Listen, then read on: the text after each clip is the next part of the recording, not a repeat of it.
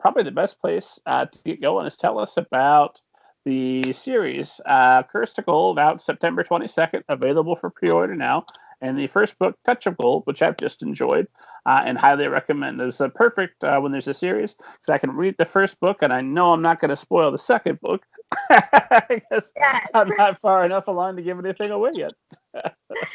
Yes. No, this is a series that kind of was born out of a couple different inspirations. One of them was the movie Pirates of the Caribbean. Always loved that, growing up. And it got me thinking about cursed gold and how they had to track down every single piece. And I was like, man, what if you didn't have to track it down? What if you could like absorb it or transfer it or do something in a different way? And that got me thinking about King Midas. And so then I really wanted to talk about his daughter, because in the original myth, she's just a means to an end. She's a forgotten character who exists only so that we realize that, oh man, King Midas was really stupid for asking for the power to turn things to gold, because he turned his daughter to gold. So, in my Your version, daughter's dead.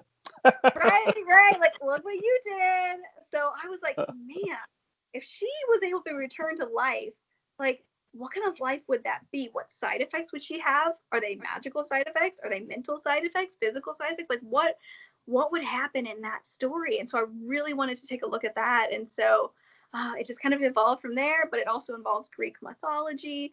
It's got sirens, it's got Greek gods, and the second book even has way more Greek mythology than the first one. So I'm super excited. I love to take Greek mythology, like what you know or what you think you know, and just presenting it with a little bit of a different twist, So like, oh, I thought I knew about that, but let me just like a different origin story or something to make it new and exciting for readers.